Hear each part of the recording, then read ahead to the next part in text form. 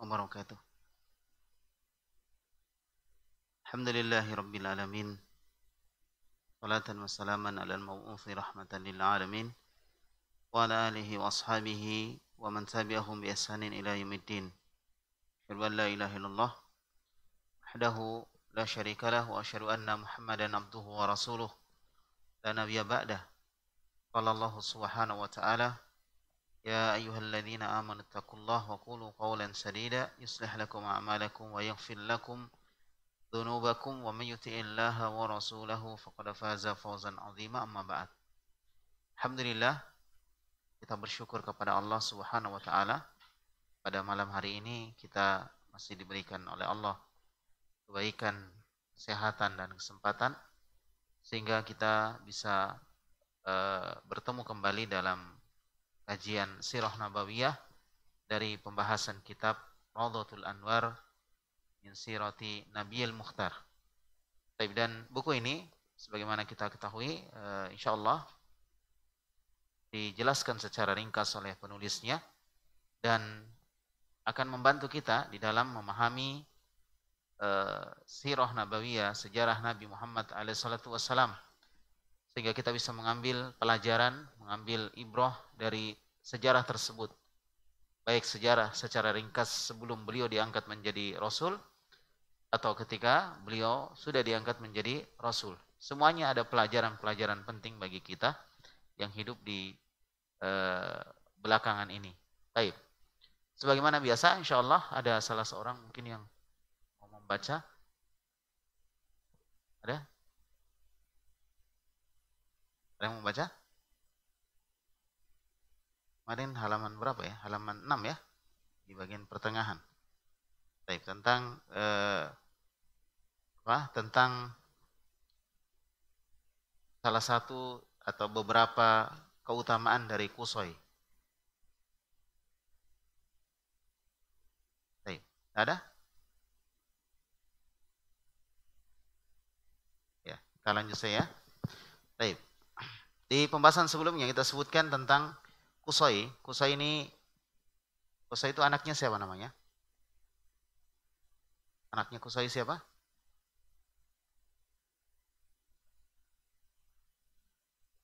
Ya.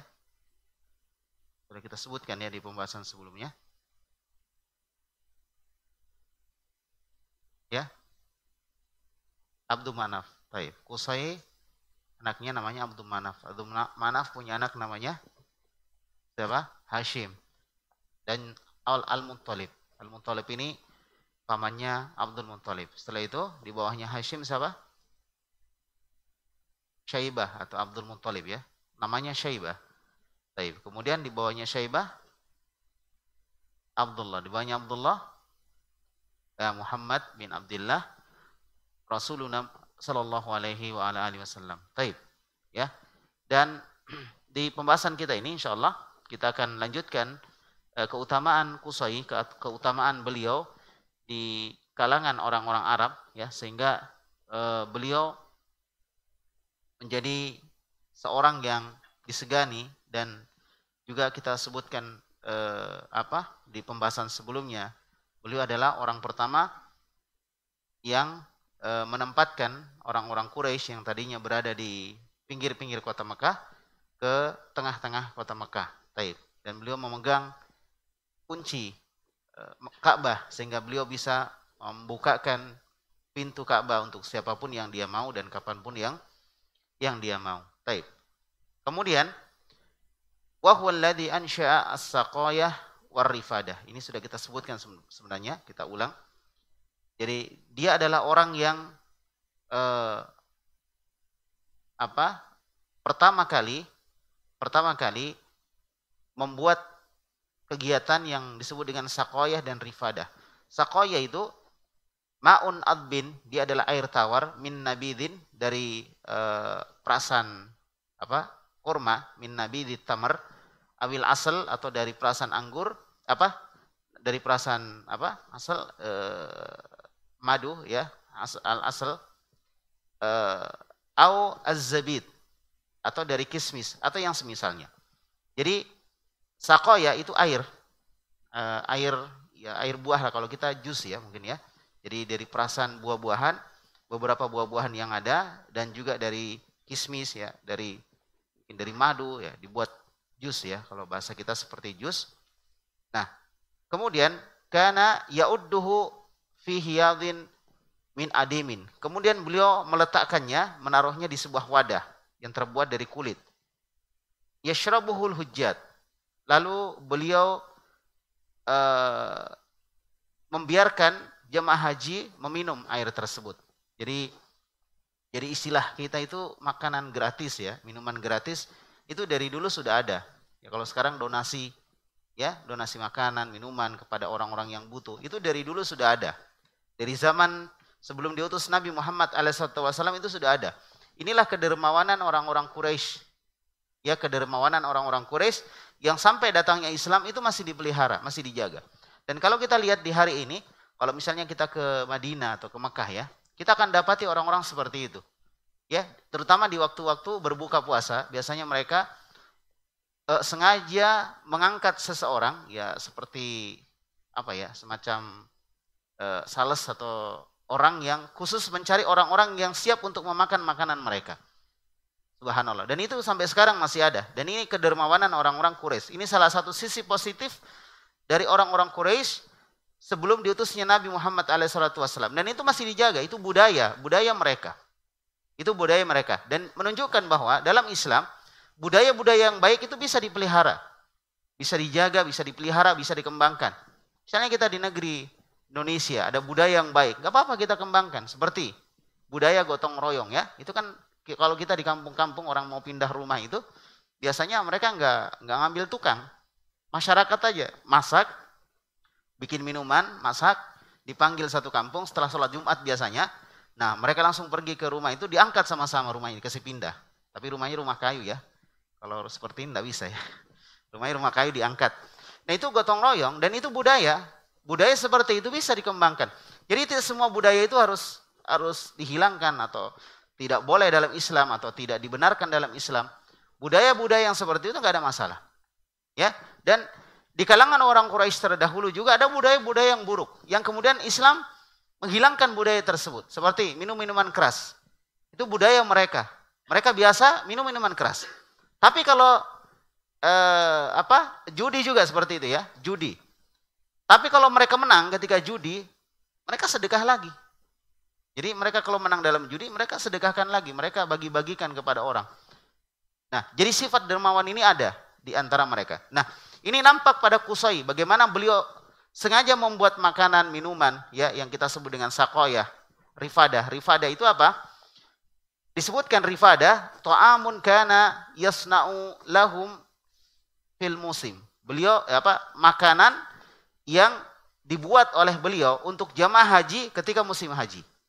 Jadi haji itu dari dulu sudah ada, sebelum Islam haji sudah ada, ya. Makanya kalau kita lihat pelaksanaan ibadah haji dari manasik yang ada itu sama dengan apa yang dilakukan sebelumnya, kecuali pada perkara-perkara yang melanggar syariat. Ya, seperti kana yatufuna uryanan. Dulu orang-orang Quraisy kalau dia tawaf, dia dalam kondisi tidak berpakaian. Ya, salah satu dari kebiasaan mereka. Dan ini tentunya kan tidak dibenarkan dalam Islam. Maka itu dihilangkan. Adapun budaya dari kebiasaan mereka melaksanakan ibadah haji yang bagus, yang benar, itu masih dijaga di dalam Islam sampai hari ini. Ala kulli hal, Qusay membuat makanan, minuman. Ya, makanan dan minuman yang dimakan oleh jemaah haji, diminum oleh jemaah haji dari dulu. Taib. Inilah Qusay. Waqad bana Qusay baitan. Dan Qusay membuat sebuah rumah. Ya, bishimalil Ka'bah, di sebelah utara Ka'bah. Urifa darin nadwah, dan rumah tersebut dikenal dengan Darun Nadwah. Darun Nadwah ini sebuah rumah, kalau kita di sini Balak Lompoa. Rumah besar dia. Dia rumah untuk pertemuan. Jadi kalau di Indonesia mungkin lembaga permusyawaratan. Seperti gedung DPR gitu ya, atau gedung MPR. Jadi dulu itu sudah maju mereka. Ini yang pertama membuat itu Qusay. Jadi kebiasaan bermusyawarah itu sudah ada di zaman Qusay. Sebelumnya nggak ada rumah-rumah musyawarah seperti itu. Tapi di masa Qusay itu ada, dibangun rumah tersebut. Jelas ya? Jadi dia membuat rumah terletak di sebelah utara Ka'bah yang dikenal dengan Darun Nadwah. Wahya Daru Syura Quraisyin, dan dia adalah rumah yang digunakan bermusyawarah suku Quraisy. Ya, digunakan bermusyawarah suku Quraisy. Baik, jadi mereka juga ada musyawarah, memperbincangkan banyak hal, terutama hal-hal yang berkaitan dengan halayak ramai. Dan dalam Islam itu juga dianjurkan, wasyawirhum fil amri wa idza azamtum fatawakkal 'ala Allah. Hendaklah kalian bermusyawarah dalam sebuah perkara, dan ketika kalian sudah mufakat, maka hendaklah kalian bertawakal kepada Allah Subhanahu wa taala. Ya, jadi kalau sudah mufakat, sudah sepakat dalam satu perkara, bertawakal kepada Allah. Ini kebiasaan. Kadang ketika tidak terjadi musyawarah, banyak hal yang terjadi yang tidak diinginkan. Benturan pendapat antara satu kelompok masyarakat dengan kelompok yang lainnya. Ya kan? Maka terjadi benturan karena masing-masing punya kepentingan.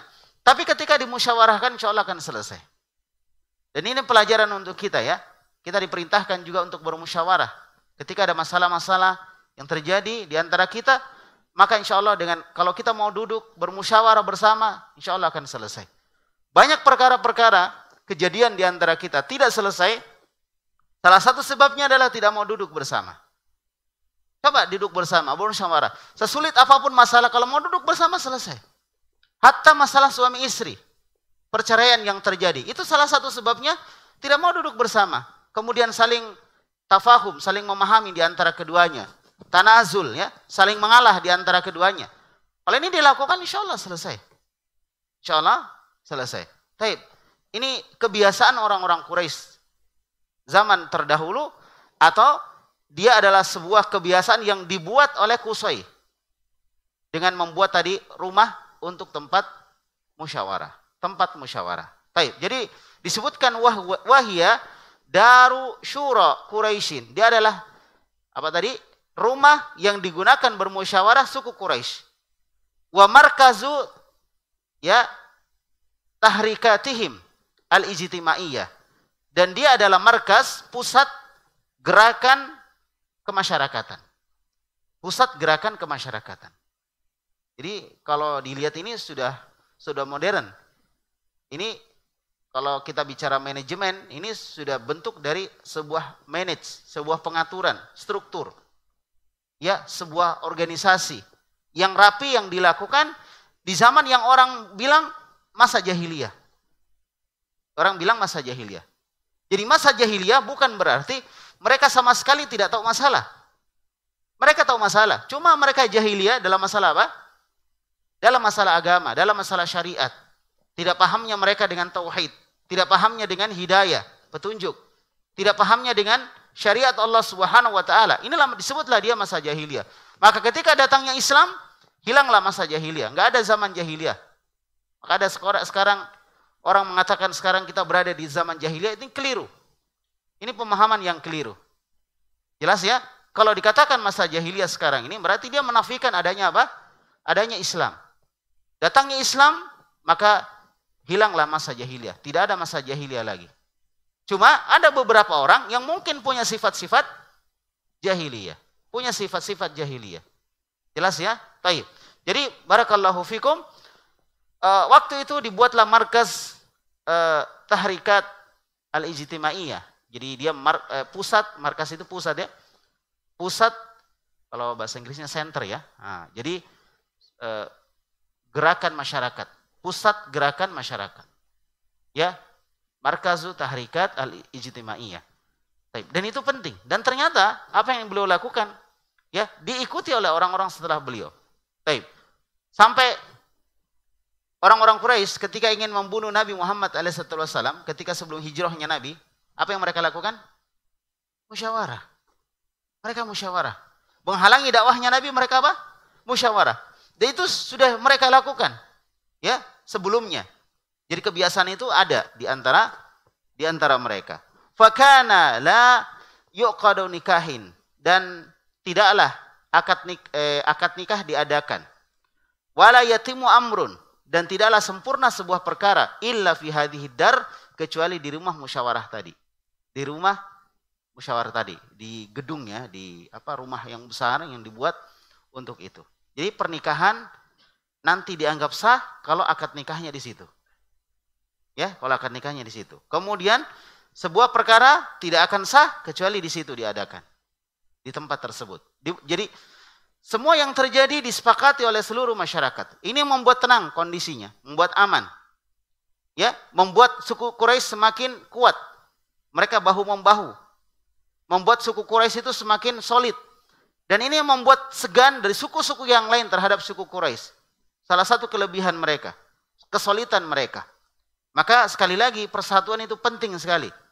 Hatta di dalam Islam disebutkan, "Wadhkuru ni'matallahi 'alaikum id kuntum a'da'a fa'allafa baina qulubikum fa asbahtum bi ni'matihi ikhwana." Ingatlah akan nikmat Allah yang diberikan kepada kalian. Ketika kalian dulu berpecah-pecah, berselisih, ya. Kemudian Allah melembutkan hati-hati kalian dan kemudian kalian menjadi bersaudara dengan nikmat Allah Subhanahu wa taala. Jelas ini? Sama dengan kondisi kita sekarang. Mungkin kita dulu memiliki manhaj yang berbeda-beda, pemahaman yang berbeda-beda. Lalu Allah mempertemukan kita dengan hidayah kepada jalan salafus soleh. Lalu kita bersatu di atasnya. Kita bersaudara di atasnya. Innamal mu'minuna ikhwah fa aslihu baina akhawaikum. Sungguhnya orang beriman itu bersaudara. Maka damaikan di antara saudara-saudara kalian yang berselisih. Baik. Maka kita berada di atas dakwah salaf, ahlus sunnah wal jamaah. Maka ini sebuah nikmat dari Allah. Dipersatukan kita. Yang tadinya tidak saling mengenal, kemudian kita saling mengenal. Yang tadinya kita berbeda-beda jalan, kita kemudian satu jalan. Yaitu jalan salafus soleh. Apa jalan mereka? Yaitu menghidupkan Al-Quran dan Sunnah. Ala fahmi salafil ummah. Di atas pemahaman salaf dari umat ini. Ini kebaikan untuk kita. Dan ini harus kita jaga. Maka hal-hal yang bisa menimbulkan perpecahan, kita hindari. Ya, jangan kalah sama orang-orang Quraisy yang masih hidup di zaman jahiliyah. Mereka menjaga persatuan mereka. Masa kita sebagai kaum muslimin yang telah dimuliakan oleh Allah Subhanahu wa taala dengan Islam, kita tidak bisa menjaga persatuan dan kesatuan di antara kita. Maka hendaklah kita jaga itu. Kita pelihara. Kalau ada hal-hal yang terjadi yang bisa merusak persatuan, maka kita selesaikan bersama, duduk bersama, bermusyawarah. Jangan egonya masing-masing yang kemudian terjadi perpecahan di antara kaum muslimin. Baik, ya. Ini hal yang bagus yang kita ambil pelajaran dari mereka. Nah, dan sekali lagi ini sudah ada di zaman terdahulu. Di zaman terdahulu. Baik. Kemudian wa kana biyadihi al-liwa wal qiyadah. Dan di tangannya lah, di tangan siapa? Di tangan Qusay tadi, al-liwa. Liwa itu apa? Bendera, bendera perang. Ya, wal qiyadah dan komando perang. Komando perang ada sama siapa? Qusay. Bendera perang ada sama sama beliau. Fala tuqadu rayatu harbin, dan tidaklah dikibarkan bendera peperangan illa biyadihi, kecuali dari tangan beliau. Yang bersatu, memang kalau mau bersatu harus ada komandan satu, harus ada yang memimpin satu. Sampai dalam Islam ya, kita safar, ya kalau sudah ada beberapa orang, 3 orang, maka kita memilih 1 orang sebagai apa? Amir safar. Ini menunjukkan apa? Pentingnya ada pemimpin. Dan ketika mereka semua dipimpin oleh Qusay, satu kepemimpinan, jalan, strukturnya jalan. Di rumah juga seperti itu. Ada satu pemimpin. Siapa pemimpin di rumah? Suami. Itu pemimpin di rumah. Ar-rijalu qawwamuna 'alan nisa. Laki-laki itu adalah qawwam, yang mengatur. 'Alan nisa, mengatur para wanita, mengatur istri. Jadi kalau pemimpinnya laki-laki, ada juga muncul pemimpin perempuan dalam satu rumah, wah berantakan sudah. Muncullah suami-suami yang takut istri. Ya, terjadi berantakan karena 2 yang memimpin. Jadi ketika suami sudah menentukan sebuah keputusan, istri ikut. Sami'na wa ata'na. Selama itu adalah kebaikan, istri ikut. Apalagi cuma dalam istilahnya ide-ide saja ya. Idenya yang istri benar, suami juga benar. Maka istri taat kepada istrinya, kepada suaminya. Kata Nabi, "Lau kuntu amiran ahadan ayyasjuda li ahadin, la amartun nisa an tasjuda li zawjiha." Kalau aku boleh memerintahkan seorang untuk sujud kepada orang lain, maka aku akan perintahkan seorang istri sujud kepada suaminya. Nah, ini yang dijaga. Karena apa? Suku yang besar seperti Quraisy menjadi bersatu, menjadi kuat, disegani oleh banyak suku yang ada di tengah orang-orang Arab, yang sukunya Masya Allah banyak sukunya, qabailnya banyak, kabilah-kabilahnya banyak, disegani orang Quraisy. Kenapa? Persatuan mereka, kekompakan mereka. Makanya suku Quraisy dulu nggak berani langsung membunuh Nabi Muhammad SAW. Mengganggu beliau mereka secara langsung nggak berani. Kenapa? Ada orang-orang yang lain yang ada di baliknya Rasulullah dari orang-orang dari suku Quraisy, dan mereka adalah tokoh-tokoh suku Quraisy. Ya, ini menunjukkan mereka menjaga itu. Dan mereka nggak ingin suku Quraisy dengan suku Quraisy saling bertempur. Mereka jaga itu. Nah, ini terjadi di zaman jahiliyah. Ala kulli hal, persatuan itu dijaga dengan adanya pemimpin. Apalagi kalau kita sudah berbicara negara. Kita sudah berbicara negara, ya, maka hendaklah seorang taat kepada pemimpinnya, dalam perkara-perkara yang baik tentunya. Allah Subhanahu Wa Taala berfirman, "Ati Allah wa atiur Rasul wa ulil amri minkum." Taati Allah, taati Rasul, dan para pemimpin di antara kalian. Supaya apa? Ya seperti ini orang-orang Quraisy. Bagaimana mereka kuat, disegani karena apa? Persatuan yang mereka jaga. Kita juga seperti itu. Kalau kita ingin menjadi negara yang disegani, jaga persatuan. Persatuan Indonesia. Jaga persatuan. Kalau ingin disegani, ya, untuk apa persatuan Indonesia kalau rakyatnya tidak taat kepada pemimpinnya? Mana persatuan Indonesia? Persatuan itu terjadi ketika masyarakat sepakat untuk mentaati seorang pemimpin. Kalau misalnya ada pemimpin, ada presiden berbicara, ada lagi yang sok jadi presiden. Bukan presiden dia, tapi dia berbicara, diikuti juga. Yang satu lagi diikuti, menyelisih presiden. Diikuti juga, berantakan. Itu bukan persatuan Indonesia namanya, perpecahan Indonesia. Ya, jadi kalau ingin bersatu, ini lihat orang Quraisy bagaimana mereka bersatu, mengikuti satu pemimpin. Siapa pemimpin mereka saat itu? Qusay. Apalagi yang sudah belajar akidah, belajar manhaj Ahlussunnah, belajar tentang salafus soleh, ya, belajar tentang manhaj mereka, akidah mereka, jalan mereka. Maka jangan melakukan bentuk kontradiksi dengan pemerintah. Kalau ada hal-hal yang bagus, dukung mereka. Paham sudah? Jangan melakukan hal yang kontradiksi, bertentangan dengan pemerintah kita. Dan ini harus dijaga. Dan sangat disayangkan sekali ada seorang yang mengaku salafi, yang mengikuti manhaj salaf, lalu kemudian dengan pemerintah mereka kontradiksi. Terjadi pertentangan dengan pemerintah, tidak taat kepada pemerintah. Terutama di masa sekarang ini, di masa pandemi. Terlalu banyak presiden. Ya, banyak yang berbicara tentang negara dan lain sebagainya. Ini namanya ruwaibidah. Apa ruwaibidah? Sok tahu. Ruwaibidah digambarkan oleh Nabi. Ruwaibidah itu siapa? Ya, rajulut taf yatakallamuna fi amril ammah. Orang yang tidak paham agama berbicara tentang urusan orang banyak. Tidak paham masalah berbicara tentang urusan orang banyak. Maka hati-hati dari orang seperti itu. Allah Subhanahu wa taala menyebutkan, "Idza jaa amrun minal amri awil khaufi adza'u bi." Apabila datang sebuah perkara baik dalam keamanan ataupun ketidakamanan, ya, mereka langsung menyebarkannya. Ya, mereka langsung menyebarkannya. Ya, Allah sebutkan seandainya mereka kembalikan kepada Rasul atau kepada ulil amri di antara mereka, maka orang-orang yang ingin mengambil berita yang benar, mereka akan mendapatkan berita yang benar. Jadi kalau ada masalah, kembalikan kepada siapa? Pemerintah. Kembalikan kepada pemerintah. Ada perbedaan pendapat, kembalikan kepada pemerintah. Sehingga kita bersatu. Inilah yang dicontohkan oleh Qusay. Di mana, apa tadi? Bendera perang. Tidak ditegakkan kecuali illa biyadihi, kecuali dari tangan beliau. Semua orang bersatu. Kalau Qusay bilang, ayo lawan. Qusay bilang, jangan dilawan. Maka tidak dilawan. Dan tidak ada yang membantah. Tidak ada yang membantah. Itulah yang menciptakan sebuah persatuan. Baik. Wa kana biyadihi al-liwa'u wal qiyadatu. Dan di tangan beliaulah bendera perang dan komando perang. Ada di tangan beliau. Fala tuqadu rayatu harbi illa biyadihi wa kana kariman. Ini ya, lain lagi. Wa kana kariman wafirul aqli. Dan beliau adalah orang yang mulia dan cerdas, banyak akalnya. Beliau banyak akalnya. Dan ini nih ciri seorang pemimpin. Punya banyak akal, cerdas, ya, ini ciri seorang pemimpin. Makanya waktu itu Masya Allah di zaman Qusay benar-benar Quraisy nampak kemuliaannya. Makanya disebutkan di antara tokoh-tokoh suku Quraisy, mulai dari siapa kalau Quraisy? Dari nama siapa itu Quraisy? Fihr bin Malik atau? Ya, An-Nadhr bin Kinanah. Anggaplah dari Fihr bin Malik.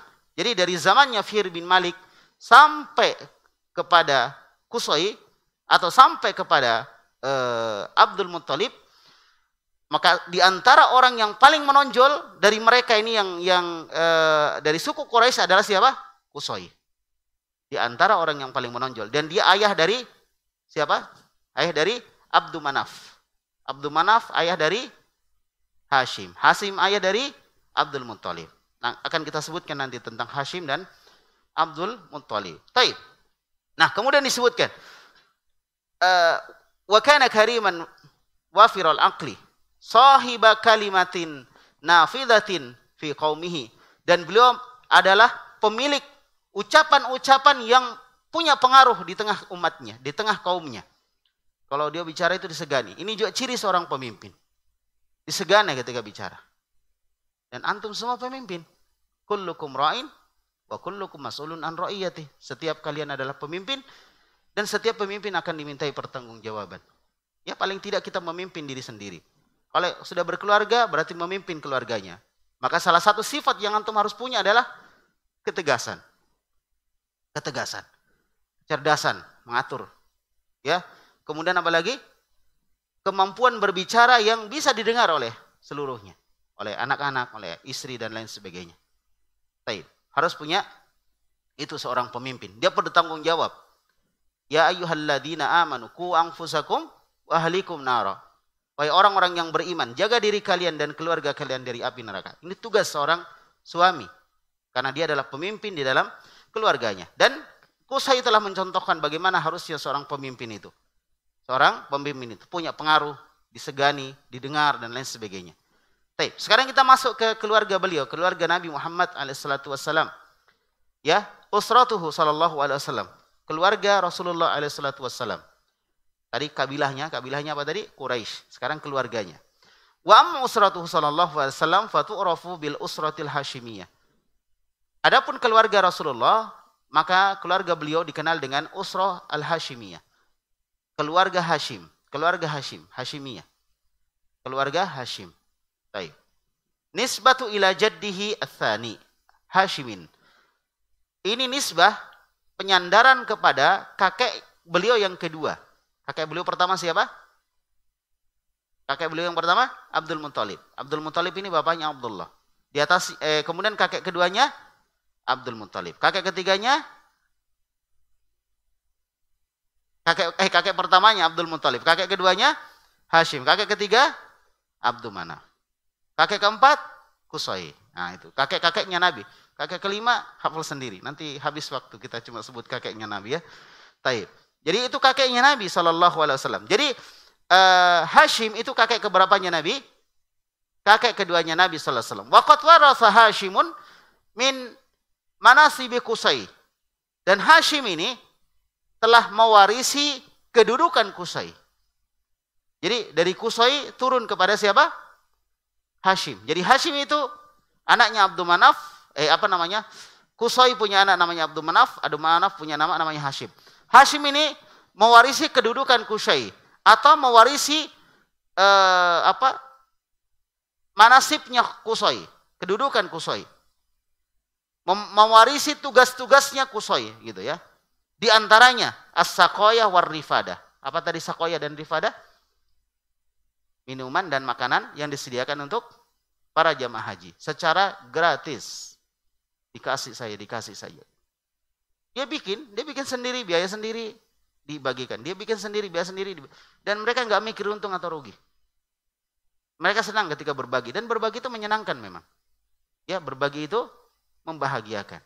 Jadi kalau ingin berbahagia, banyak berbagi. Ya, baik. Jelas insya Allah? Nah, Kemudian, summa warasahuma akhuhu al-Muttalib. Kemudian mewarisi dari keduanya, dari Qusay dan Hashim, yaitu warasahuma akhuhu al-Muttalib. Diwariskan kepada saudaranya namanya Al-Muttalib. Jadi ketika Hashim tidak ada, waktu itu kan dia melakukan perjalanan ke negeri Syam. Sampai di Gaza, Palestina, dia meninggal.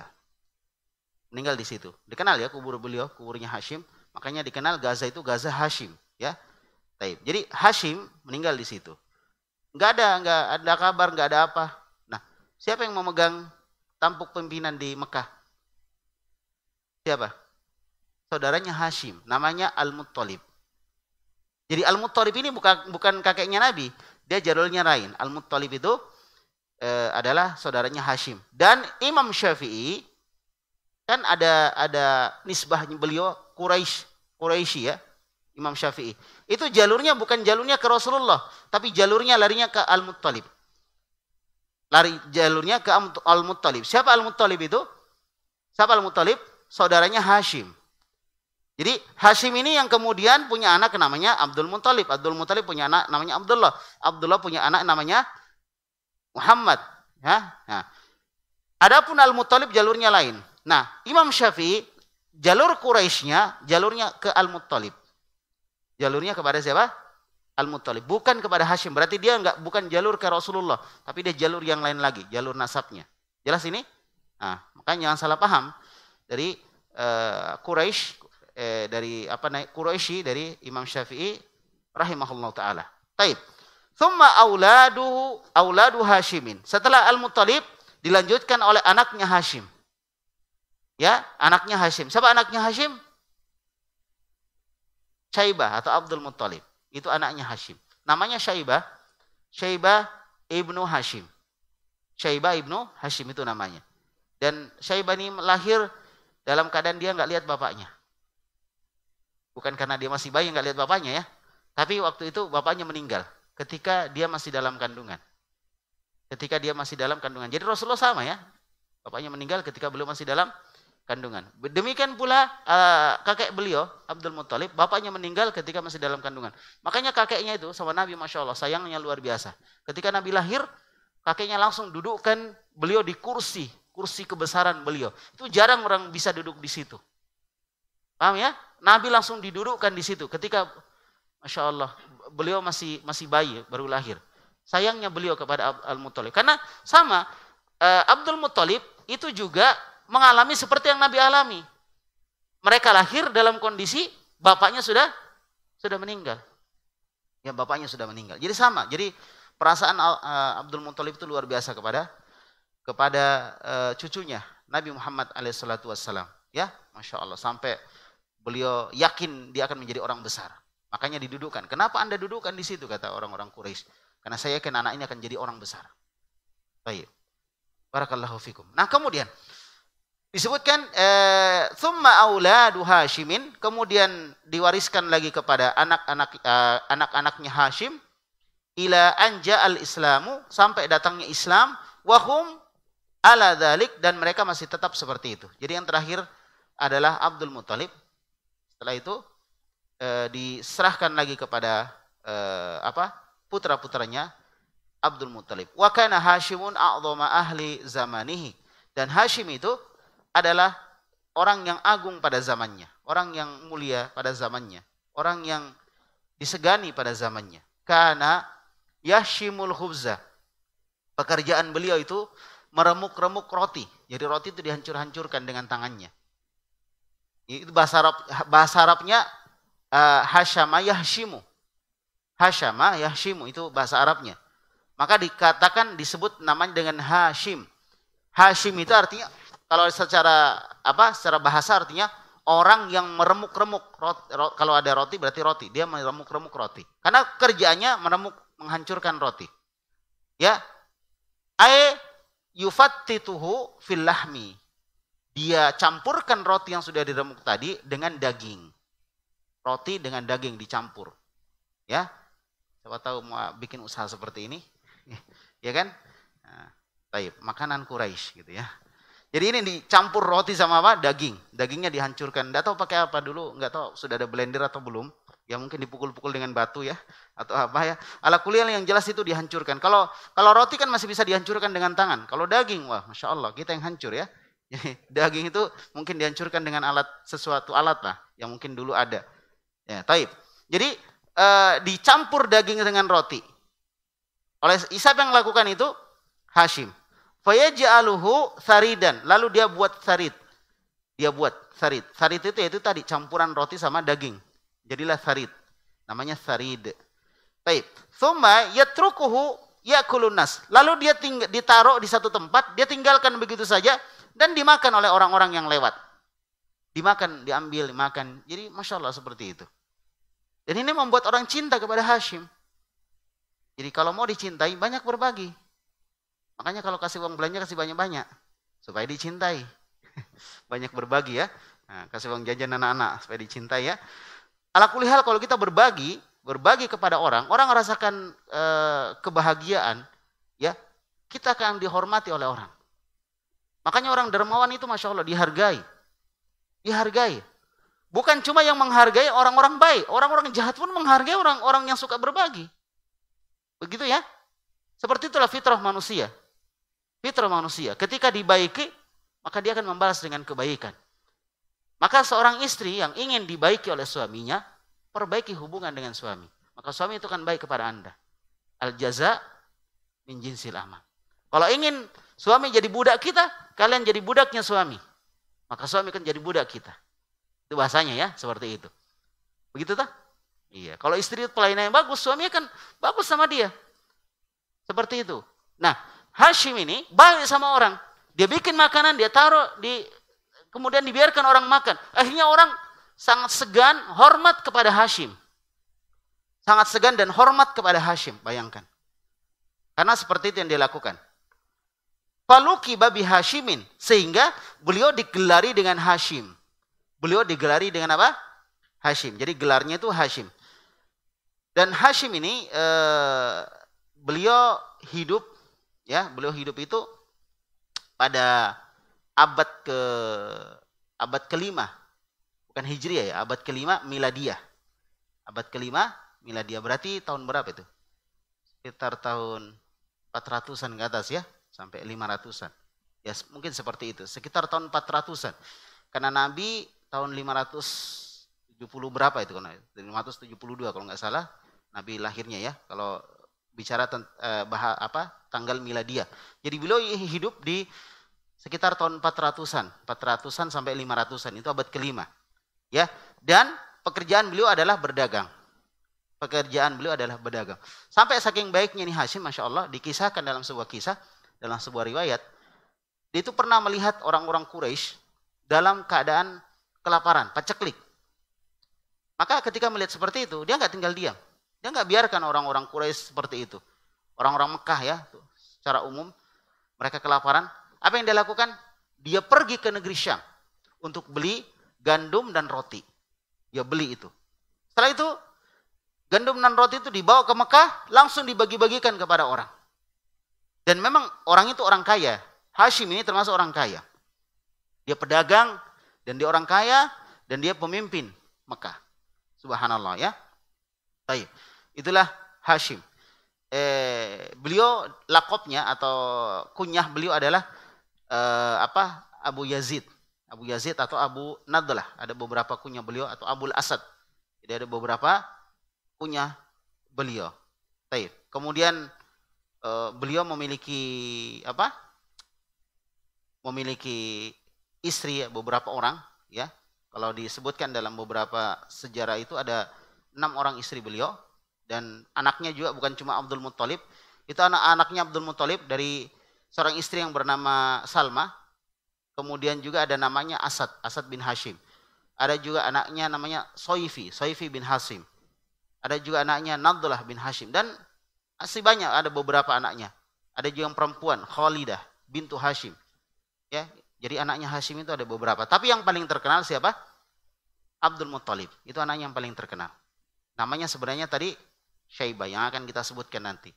Baik. Dan Syaibah atau Abdul Muthalib itu lahirnya di Madinah. Dia lahirnya di mana? Di Madinah. Nah, kemudian kita lanjutkan ya. Sudah masuk Isya belum? Belum ya. Baik. Kemudian kita lanjutkan. Mana tadi? Baik. Walukiba bi Hashimin. Beliau digelari dengan Hashim. Apa tadi maknanya Hashim? Ini wazannya fa'ilun ya, Hashimun. Apa maknanya? Orang yang meremuk-remuk menghancur-hancurkan roti. Nah, kenapa disebut begitu? Karena itu pekerjaan dia. Bukan berarti dia pengangguran. Bukan. Dia itu pedagang, orang kaya. Kalau pedagang orang kaya berarti sibuk dia kan? Nah, sibuk dia.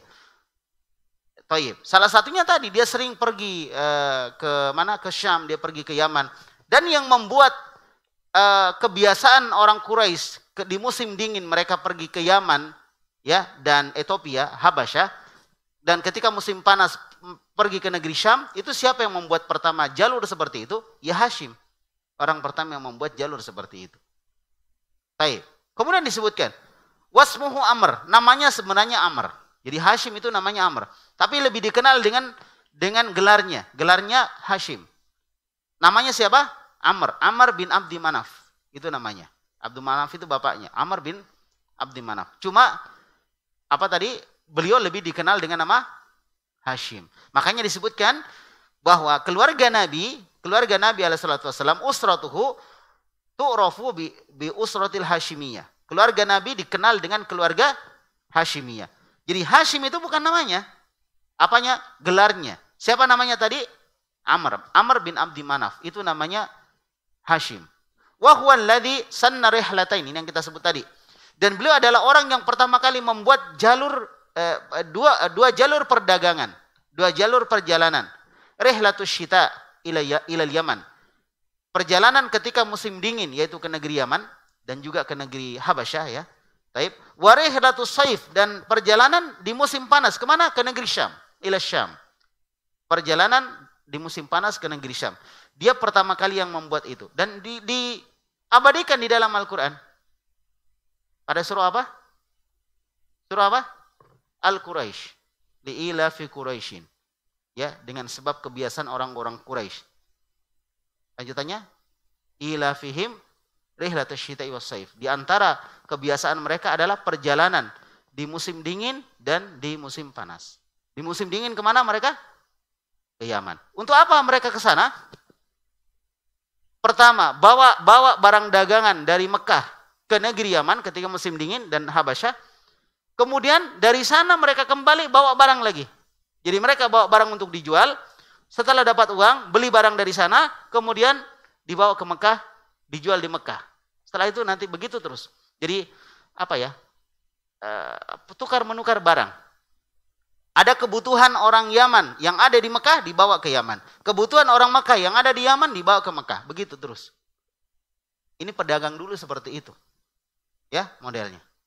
Baik. Demikian pula ke negeri Syam. Ada barang dari Mekah yang bagus dibawa ke negeri Syam. Dijual. Setelah sampai di sana dijual, dapat uang, beli barang-barang yang ada di Syam, dibawa kemana? Ke Mekah. Kemudian dijual lagi di Mekah. Begitulah cara berdagangnya orang dulu. Sekarang juga seperti itu ya. Seperti itu atau tidak? Impor ya. Baik. Jadi seperti itu modelnya. Tapi mereka harus bawa sendiri. Atau mereka punya orang-orang yang membawa itu. Jadi inilah sunnah atau kebiasaan yang dibuat oleh Amr ibnu Abdi Manaf atau Hashim. Hashim. Taib. Wa kana yu'rafu bi Sayyidil Batha. Dan beliau juga dikenal dengan Sayyidul Batha, penguasa padang pasir. Menunjukkan keberanian beliau. Ya, menunjukkan keberanian beliau. Taib.